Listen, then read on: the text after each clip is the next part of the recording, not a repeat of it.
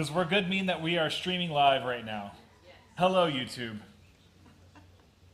I'm waiting for them to say hello back. Oh, thank you. Um, Welcome back to our study of Revelation. We are, we are just sprinting our way through this book. We're up to chapter 6 today, I believe. Let's get our bearings. See, I'll do this every week until you guys can just zip off the answers, and then if anybody new shows up, we'll do it again. All right, so Revelation was a book penned by whom? Who penned the book of Revelation? John. John, the son of Zebedee. Brother of James, but not James, the brother of Jesus. Yeah. Somebody asked me that earlier this week. No, not that James, other James. James and John, son of Zebedee.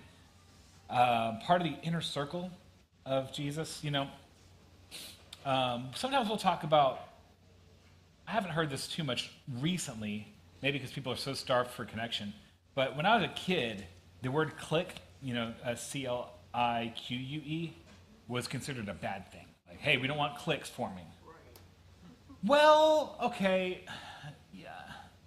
I don't know, Jesus had one, right? There's these 12 guys that were closer than everybody else. And in the 12, there were 3 that were in the inner. And you could say maybe Peter had a special spot, or maybe Peter wanted a special spot, but John actually had one. I don't know. I think Jesus loved them all the same. But also, there's a scaling issue, right? Like, a guy who pastors a church of, let's say, around 100, will have more opportunity to be close to the members than a guy who pastors a church of 1,000 or 10,000, right? That's no moral statement. That's just facts about time and the limitations of a person. So we read about Jesus feeding the 5,000. Did he love all 5,000? Yeah, and it was probably 10 to 12, maybe 14,000 people there because that was just the men, right? He loved them all. He might have even loved them all equally, but it would not have been possible for him to give them all this. Well, Jesus can do anything, I grant you. But within the limitations of his humanity, it would have been impossible for him to spend the sort of in-depth day-by-day time that he gave to the 12, right? So John, not only is he part of the 12, he's part of those 3 that get some special things. He was there at the Mount of Transfiguration. And interestingly, one of the 2 that ran to the tomb on Easter Sunday, right? And after Jesus' resurrection, Peter and Jesus have kind of a reconciliation talk, right? Because Peter denied him 3 times, and so Jesus pulls him aside. He's like, hey, do you love me? He's like, I do. Okay, feed my lambs, feed my sheep, right? That whole thing. And then at the end of that, they're walking, and you imagine John's a little bit back there, and Peter's like, yeah, but what about him? What about John? And Jesus' answer is, you know what? That's not your business. If I want him to be alive until I return, what's that to you? Basically. And interesting. John has another special distinction. We don't talk about this too often, but we should talk about it a little bit. During the crucifixion, where were the disciples?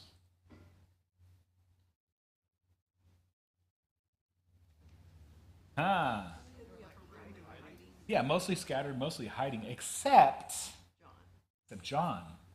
He was there at the cross. And we know this because while he's up on the cross, Jesus says to Mary, behold your son, referring to John. He says to John, behold your mother.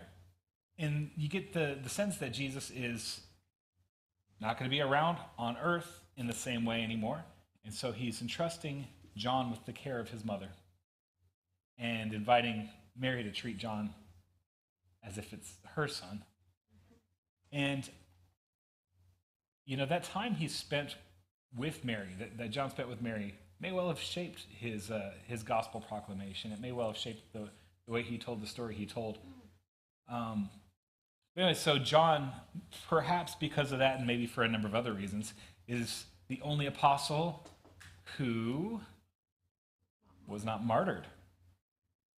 And so he's the last living apostle. And it is to that John that this revelation is given. And he, for a number of reasons we've listed previously, is, I'm sure, the ideal guy. After all, God picked him. He sees the world in slightly more, I want to say theological terms, but as Western Christians, we tend to think about theology in very structured ways. We tend to think about it almost as if it's philosophy and rhetoric, but with God as the subject. That's not really what I mean. But he was called John the Theologian amongst the early Christians.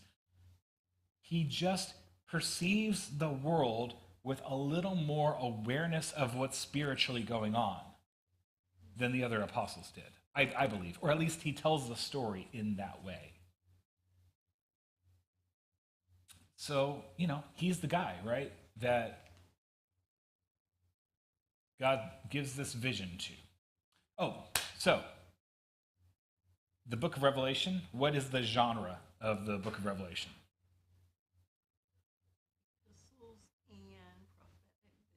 Epistles and prophetic vision. Again, if you're reading like some technical commentaries on this, they might call it apocalyptic literature. I think for a number of reasons that's not that's not very helpful, because number one, when we think apocalypse, we tend to think it means the end of the world, and that's not what's meant by that term.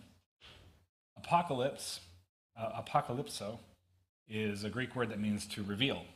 So if you call Revelation apocalyptic literature, easy for you to say. Outstanding, guys. If you call it apocalyptic literature, all you're saying is that Revelation is a revelation. Well, great. Thank you for that. But what's meant by the term, I think, would be best understood as just saying it's a prophetic vision. When we talk about prophecy, let's make sure we've got our definitions strong. Colloquially, today, when you say the word prophesy, people tend to think you are telling the future. And that can be a function of prophecy, but that's a specific subset. Prophecy, in its most basic and I think best definition, is simply hearing a message from God and delivering it to its intended audience. Often that's to God's people, sometimes it's to other people. Jonah was sent to people who are not God's people, at least not yet, right? So a prophetic vision is where God has a message to deliver. However, the message is more than our human language can contain, right? So he doesn't simply say, tell the people thus. Now, he does say that somewhat in the epistle section, chapters 2 and 3. It is kind of, hey, we'll tell them this, right?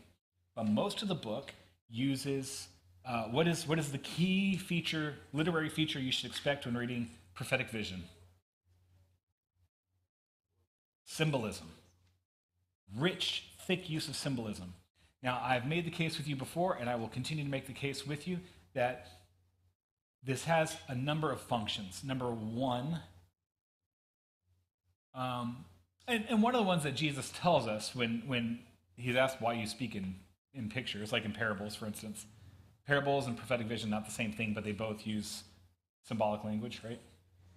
Part of the reason is, well, to veil it from the people who aren't ready to receive it. That's part of it.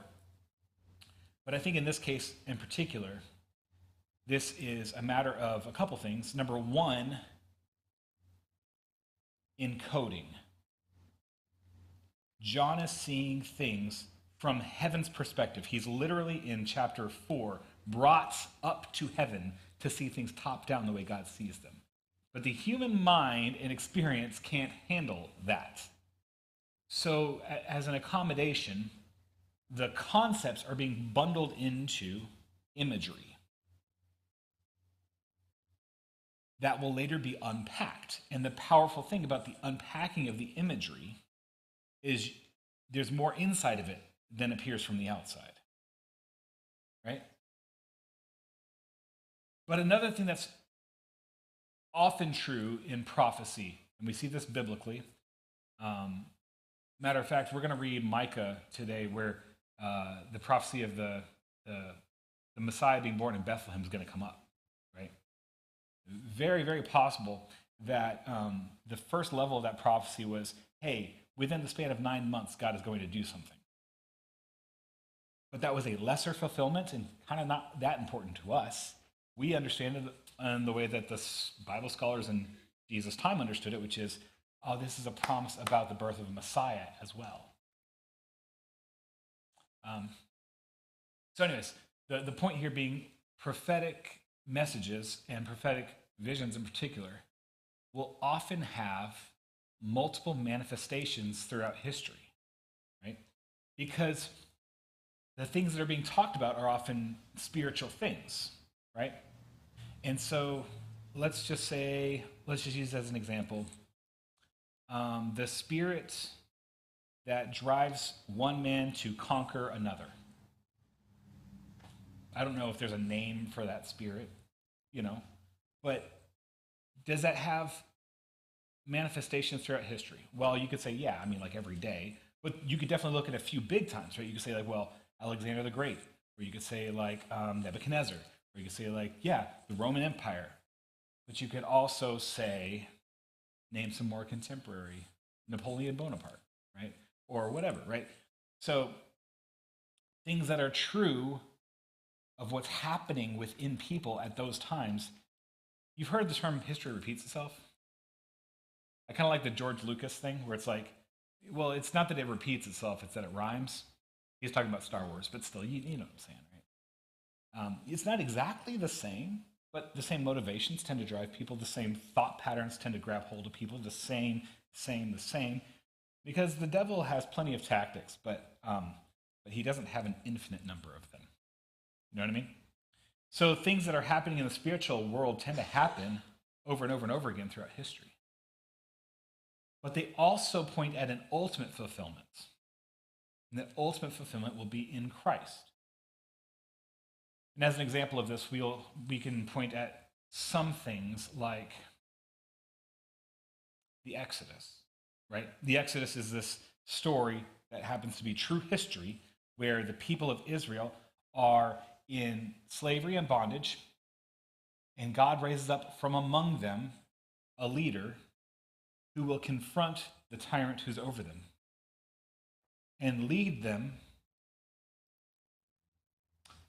will shelter them from the angel of death and lead them out of slavery and into the wilderness for a time and then into the promised land.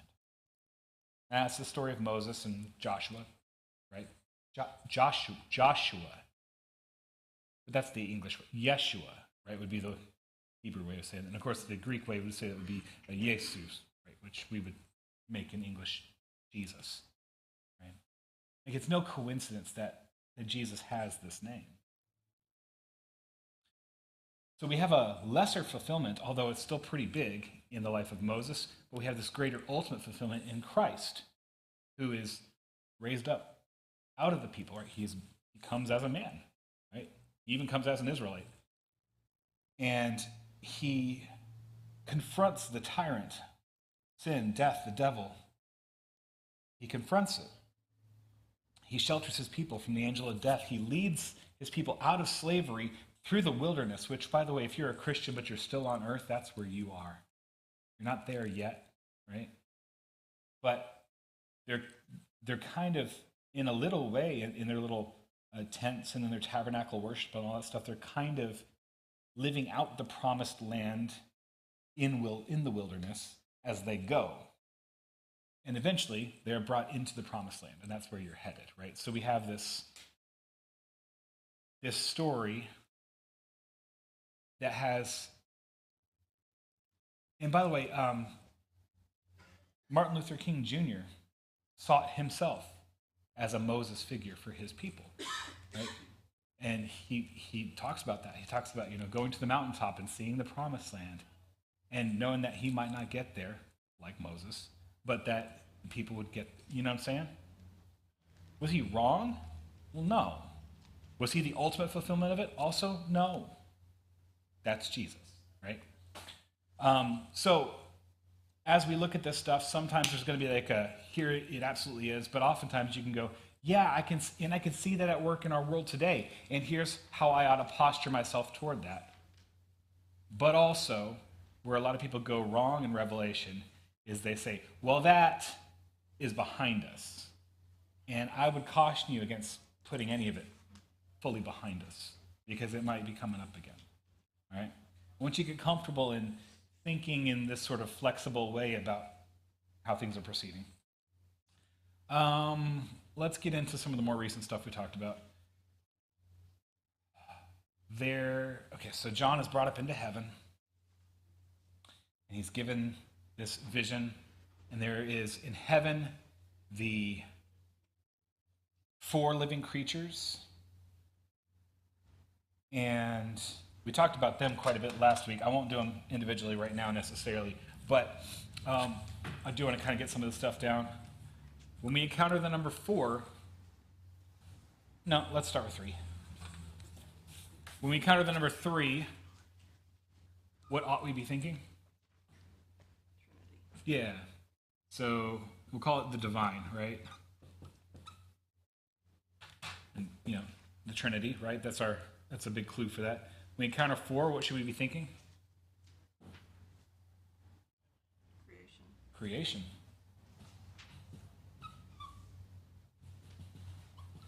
What happens when the divine meets its creation? What's that? So you get a 7, which is 7 is a number of holy. holiness, right? As God, in touching his creation, sanctifies it, makes it holy. All right. We've already hit the number 12, haven't we? What is 12 usually indicative of? 12 tribes or 12 apostles. So the number 12 stands in for? Yeah. God's people. We've done 10 already, right? Have we done 10?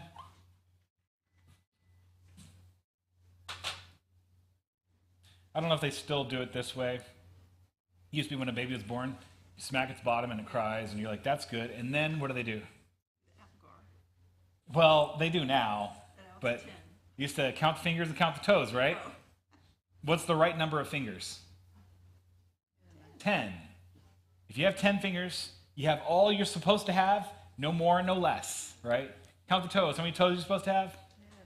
10. In fact, this is so influential that, and not every culture in the world does this, but for many of us, certainly for all the Western, our number system is based on tens, and you learn that so early on that you probably have a hard time conceiving of anything else, unless you're a math nerd or a computer nerd, because they'll tell you that you can count by twos.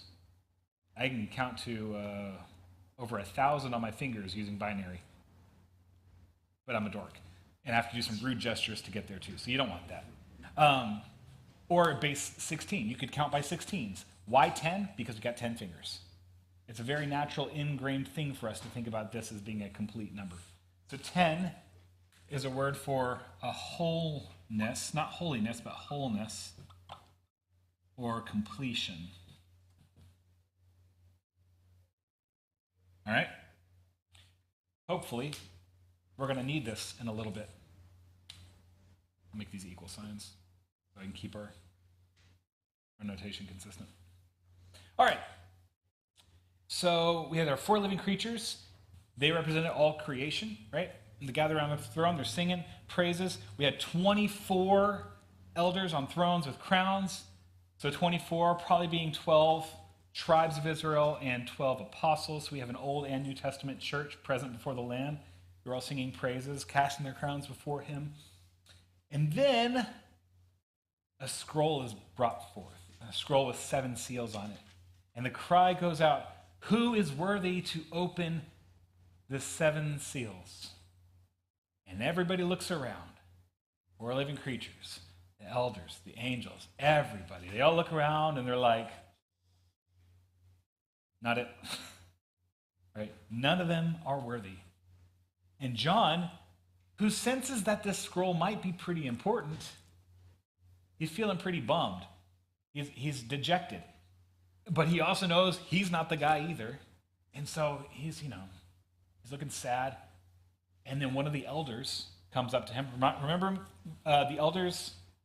These are people, the people of faith. This is the church, right? Elder approaches John and says, "Hey, buddy, it's okay. There actually is one who's worthy, and that's the Lamb."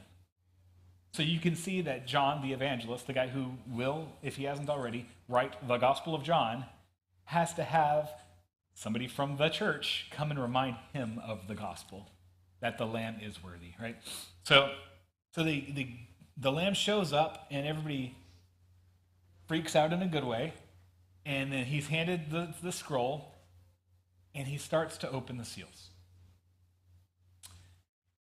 That brings us to chapter 6, and that's the chapter that we're on right now. So far, most of what we've been reading is kind of happy, good stuff. It's a lot of praise, a lot of joy, a lot of honoring it's heaven the way we like to picture heaven. It's great. So the Lamb starts opening the seals. Seal number 1, you have a rider on a white horse with a bow going forth to conquer. Rider number 2, you get a rider on a red horse, and he's going out to do violence with a great sword. Seal number 3, a rider on a black horse. He's going out and messing with the economy. I mean, really. Number 4, rider on a pale horse. And he's going forth with the name of death. And Hades follows after him. Oh, I don't think I gave Hades any treatment in here. We probably need to touch on that before we go forward. Now, it feels weird to me to think about the Lamb. Who's the Lamb? Let's just get that on the table real quick. Who's the Lamb? Jesus. Yeah, we know he's the Lamb. By the way, that's some more Passover imagery for you, right? Seems weird to me that the Lamb would send out a conqueror and the warmonger and the one who brings poverty and economic disparity and probably starvation, right? And death and hell.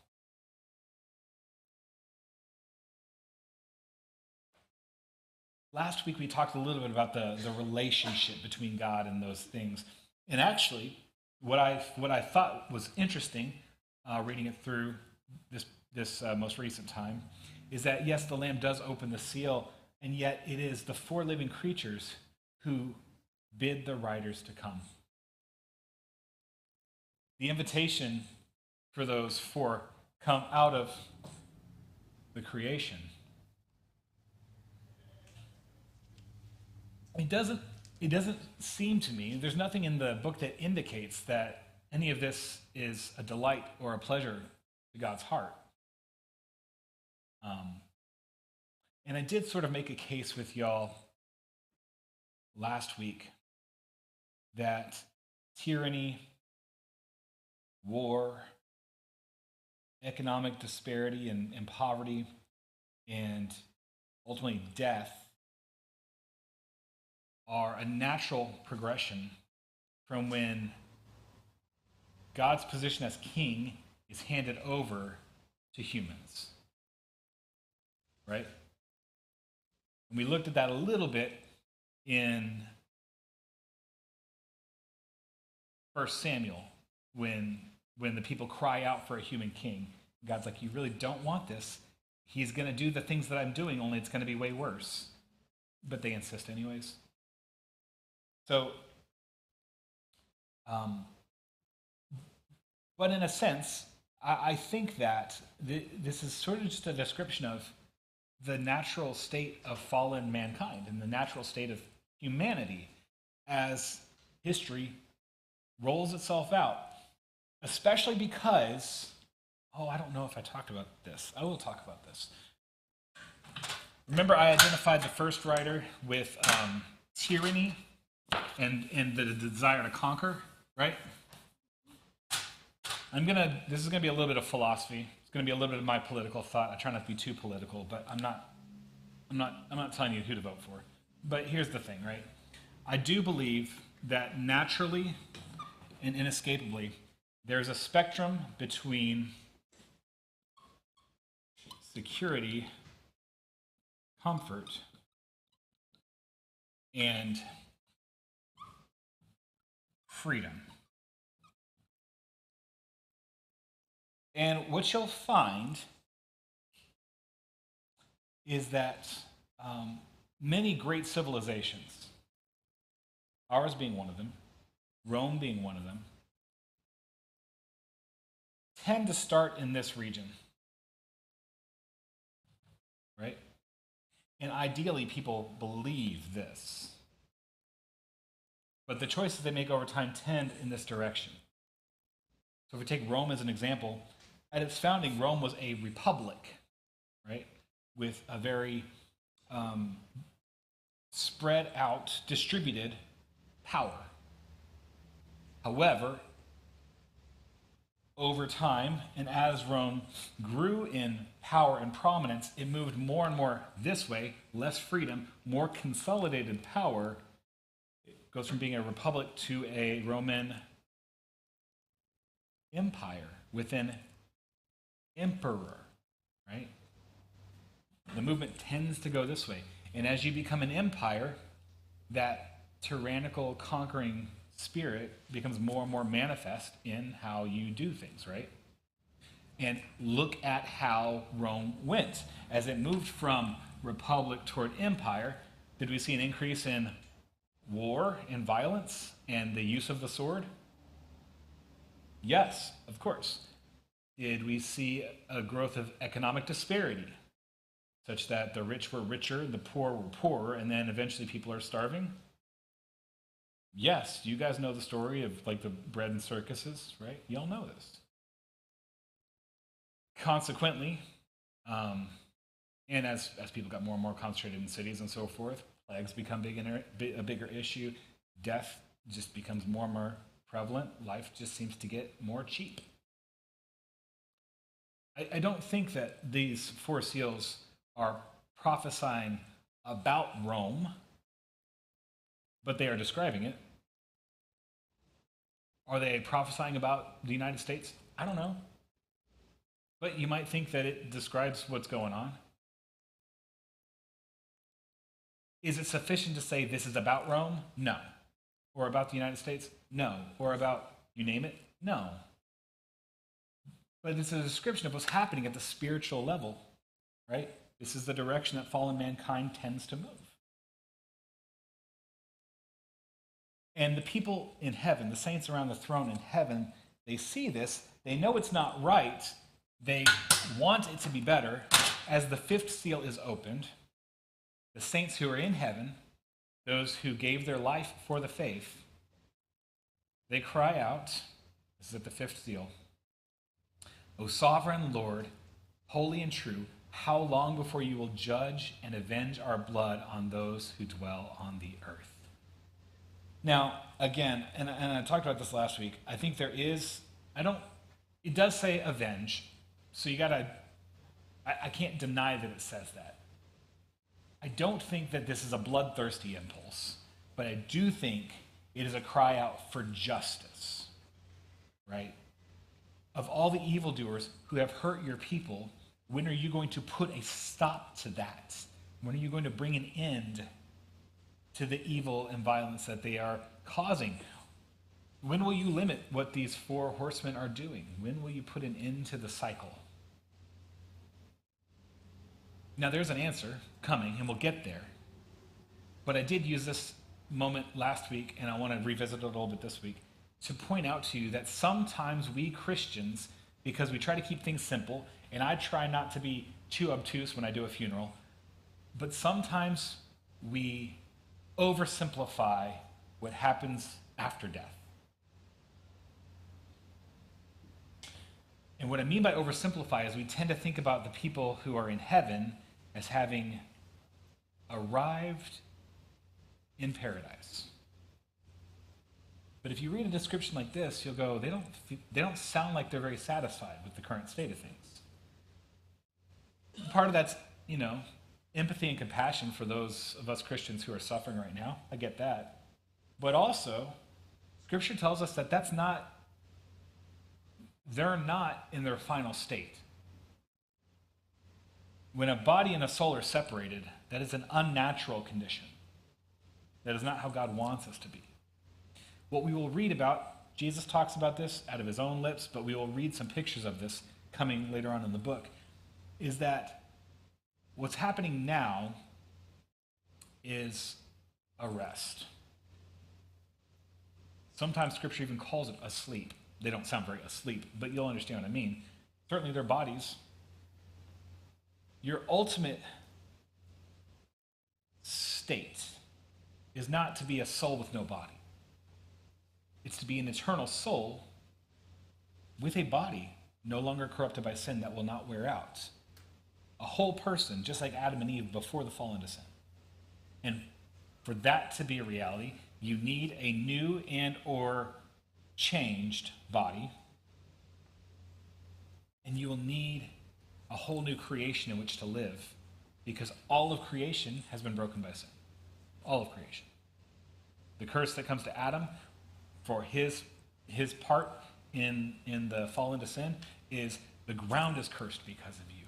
Like, it's not just a human problem. What you've done has broken everything. So we Christians believe that there will be a new heaven and a new earth. The old ones will have passed away. And every Sunday when we do one of our ecumenical creeds during church, we will talk about believing in the resurrection of the body. So these saints are illustrating that for us, that they are waiting too. Everybody's waiting. Everybody's waiting for the return of Jesus. But there is an answer given to them. And I think this is new material from last week. So, verse 11. Then they were each given a white robe and told to rest a little longer, until the number of their fellow servants and their brothers should be complete, who were to be killed as they themselves had been. How much longer is it going to take? Well, until the last Christian has lived their testimony out, basically. When will that be? Well, you'd have to know all of the Christians who will be, which God knows, but you don't. And I want to highlight this for you. Anybody who is telling you God is calling us to do such and such to bring about the end does not understand how it works. As an example, there are some Christians who say, well, if we can just get all of the Jews back into Jerusalem, then the conditions will be right for Jesus to return. Well, whether you think Jewish people should be living in Israel or Jerusalem or not, that's not the answer Jesus gave. The answer Jesus gave is, when all of the people that God has in mind, then, and only then, right? So anything you're trying to do to move it along gets it wrong. Let's keep going, because I've only done one verse. All right. When he opened the sixth seal, I looked, and behold, there was a great earthquake, and the sun became black as sackcloth, and the full moon became like blood, and the stars fell to the earth as the fig tree sheds its full fruit when shaken by a gale. The sky vanished like a scroll that is being rolled up, and every mountain and island was removed from its place. Okay, these are the kind of things that people try to overinterpret. They try to make it too literal. Oh man, did you know that astronomers forecast a blood moon with a meteor shower on April 12th, 2026? That's the day. Like, no, dude, you just, no. These are symbols, right? They're symbols. There's been weird astronomical phenomenon forever, right? We had a total solar eclipse. I got the T-shirt, total eclipse of the hill. I got it from the local library, right? We watched it. It was awesome. It did not herald the second coming of Jesus in the end of the world, right? That's okay. But think about what this description does to you inside. How do you feel when you read about the earthquake, the sun becoming black, the moon becoming red, the stars falling out of the sky being rolled up like a scroll? How do you feel inside? Tell me. Yeah, it feels terrifying. It's a description of the world as you know it falling apart. And interestingly, seals 1, 2, 3, and 4, I make the case, are all about the destruction that broken humanity wreaks on itself. Seal number 6. This is nature. And nature is scary. We are having terrible earthquakes right now. There are volcanic eruptions. There are meteors. There's all kinds of stuff. Plenty of stuff out there to get terrified of. And people do.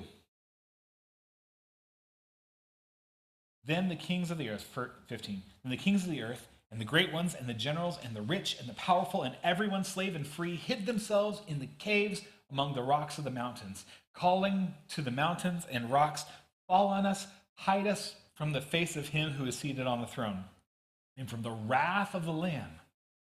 For the great day of their wrath has come, and who can stand? Okay, first off, again, I don't want to overinterpret and say this is this. However, it does sound a lot like the description of people building doomsday bunkers, right? To hide out from the coming apocalypse.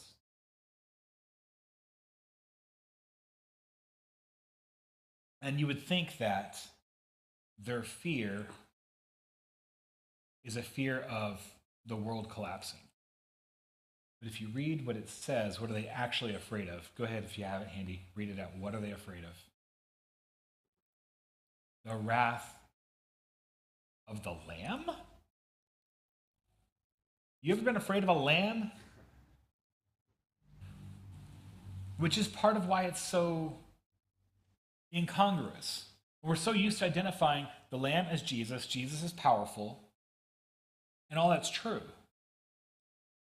But people forget, no, he is a lion, but he's also a lamb. And he came as a lamb. And he gave himself up willingly. He didn't fight back. He was gentle about it, right? But he is powerful. And it shows how people don't understand his heart, particularly those who reject him, particularly those who oppose him. And yeah, they do have reason to fear. They don't need to, right? If they hadn't positioned themselves as enemies of the Lamb, this wouldn't be a problem. Because to us, he's very gentle, self-sacrificial. But for those who claimed their own lordship, remember seal number 1?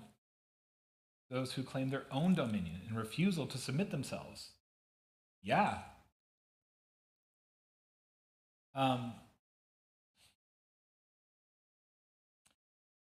If the world's coming to an end, how are you going to feel about that? Well, it depends on whose side you're on.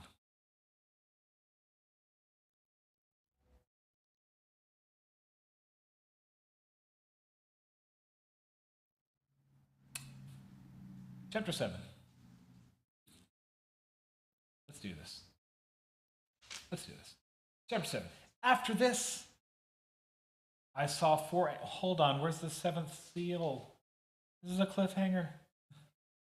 The 7th seal doesn't come until chapter 8. Yeah, he does that thing, man. He does that thing. It's like a, whatever. Yeah. All right, so, chapter 7. After this, I saw 4 angels standing at the 4 corners of the earth, holding back the 4 winds of the earth, that no wind may blow on the earth, or the sea, or against any tree.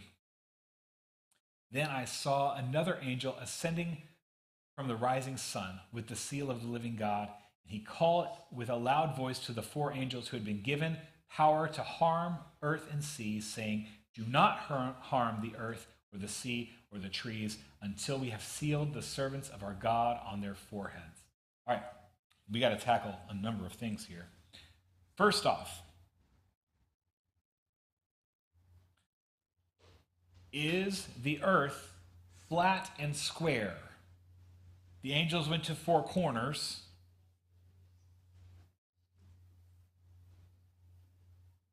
No. This is not a trick.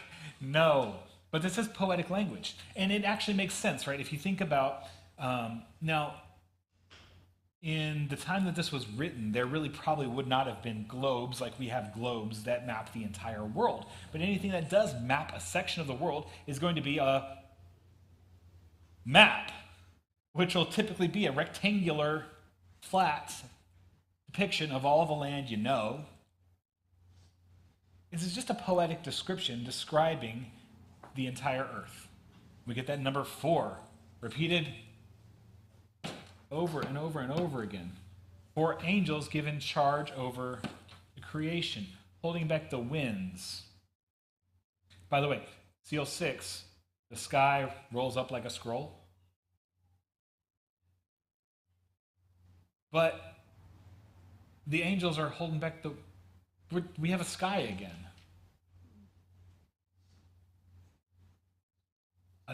Again, I want to caution you against reading these stories too linearly. And this is where some of our evangelical brothers get it wrong, is they just read the whole thing start to finish thinking it's all in chronological order and all perfectly logical. It's not meant to be either of those things. Which we've handled enough already. I'm going to keep going. All right, so we got these 4 angels holding back the winds, and the injunction to them is do not harm the earth or the sea or the trees. The idea here being that those winds are going to go and sweep it all. Right? So they're holding it back until God has sealed people on their foreheads. There's a 5th angel that comes, it says, with the rising sun. Now, most of the commentaries I've read seem to think that this is a poetic way of saying from the east. But why from the east? Well, I think it actually does have to do with the rising sun. The angel that comes and gives this message from God, he comes from the sun rises in the east and sets in the west. If you're looking for a new day, which direction do you face? The east. This isn't about what has passed. This is about the new thing that's coming. Yeah? And a sunrise, actually, is kind of a hopeful thing, right? So, orient yourself thusly, right? We know bad stuff's going to happen, but there's a new day dawning. And he tells them to hold back until the people of God have been sealed on their foreheads. All right, again, I want to caution against too much of a literal reading of this. There's going to be a few times in this book where we'll talk about people with marks on their foreheads and on their hands. And I'll come to that when we get there. So let's read a little more. And I heard, verse 4, and I heard the number sealed, 144,000 sealed from every tribe of the sons of Israel. 12,000 from the tribe of Judah were sealed, 12,000 from the tribe of Reuben, Gad, Asher, I'm abbreviating, Naphtali, Manasseh, Simeon, Levi, Issachar, Zebulun, Joseph, and Benjamin. Now, that's, if you're a North American Christian like me, that probably sounds fine. If you're a first century Jewish person, that did not sound fine. Those are not really the 12 tribes that we usually think of as the 12 tribes of Israel. Because the 12 tribes usually corresponds to 12 territories. Some, like Dan, not on that list. Levi didn't have a territory. He's on that list. But here's the really weird one. They were never the same size. There were big tribes and small tribes. But now here they're all equal.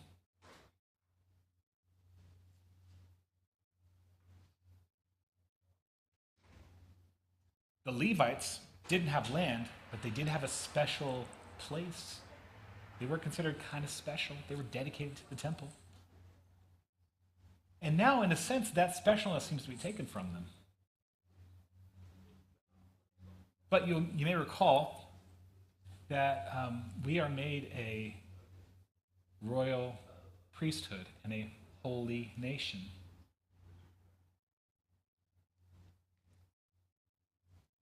There are all of us and none of us who are dedicated to the service of God in his temple. Right? I have a special distinction professionally because I help make worship orderly. And I do believe, yeah, and I do believe that, God has, for reasons that are known to him, made me the person that he is delivering messages through. But that has nothing to do with my birth. And if I keel over today, any one of y'all, he could raise up to do that, right?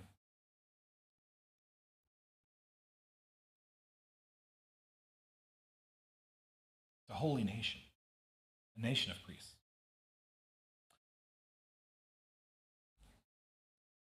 But let's talk about the elephant in the room, which is the 144,000.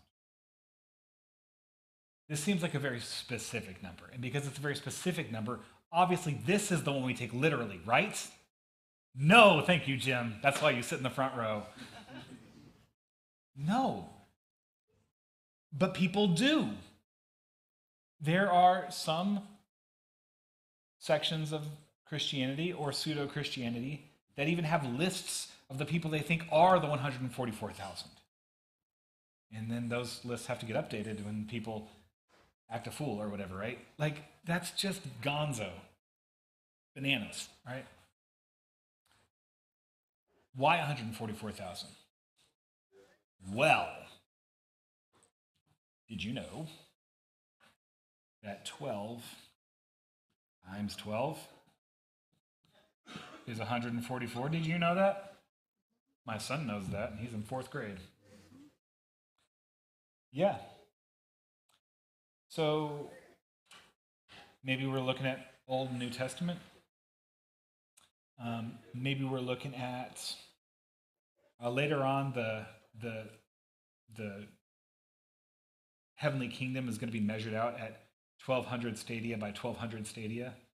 So maybe we're looking at like the dwelling place. I'm going to call it sufficient to say, I think it's probably worth saying,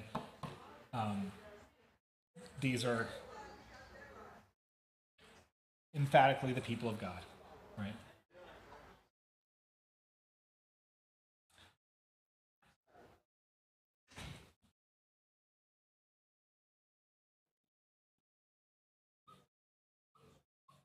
How many exclamation points are you allowed to use? There's a rule about this. How many are you allowed to use? One or three. Two is always wrong. Don't do it.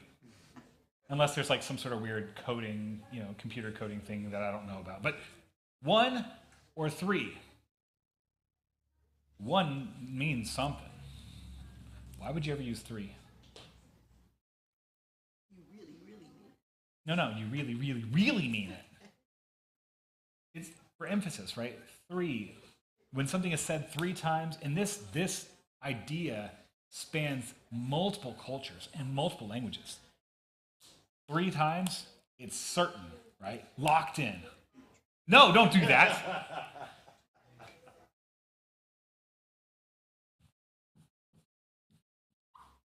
What is 10 symbolically?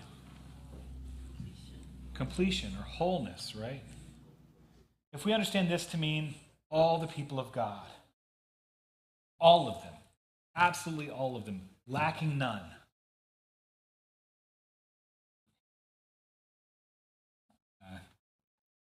That's better. You get a number like that. You can try and make it very specific. You can try and generate your list. If you do, you're probably putting your name on that list. That's how people usually do it. And you know what? Your name should go on that list, but you shouldn't make a list, okay? 144,000, what happens to them? They are sealed on their forehead. Now, what does that mean? We've already talked about seals a little bit, so I'll remind you. A seal has a couple functions. Number one, it makes something tamper-proof, right? If you seal a letter, you actually put a wax stamp on it, then somebody would have to break the seal if they want to get in and mess with what's inside the letter, right? So it protects the contents. It protects what's inside, yeah? But a seal also, if it uses a signet, is a mark of authenticity. It marks it as who it belongs to. Who is this from? If I use my signet ring, which I don't own, but if I had a signet ring and I used it, it would let you know that the thing inside belongs to me. It represents me. It's from me. Sometimes if you get official documentation, they might not use a wax seal anymore, but maybe it's a stamp or maybe it's a holographic thing or whatever. There might be, like documents you get from the city. You go get a social security card or driver's license or whatever. Like there's little marks of authenticity. So what's happening to these 144 people is they are getting marked as belonging to God and protected. Where's the mark at? Just point on their forehead. What's behind the forehead? Your brain, right? It's the seat of your mind. And boy, I'm turning into Charlie Day doing the red strings on the board thing. Moreover, this does call back to, we're doing it anyways, we're going over it, it's fine. It does call back to an injunction from Deuteronomy, and you will see this sometimes amongst Orthodox Jewish people. The idea of a phylactery. It was this little scroll that they put in a little bundle, and then they would tie it, put it on their head. There's a little scripture in there, right? And I'll be honest, maybe God meant it literally, but there was definitely a symbolic meaning behind that command, right? The idea is that you're supposed to be meditating on God's word day and night. It should always be on your mind, which is almost a dad joke, the way that God told him to do it. But he's a father, and he can do that, right? So this idea of, and I'm going to read it to you real quick. This is Deuteronomy chapter 6.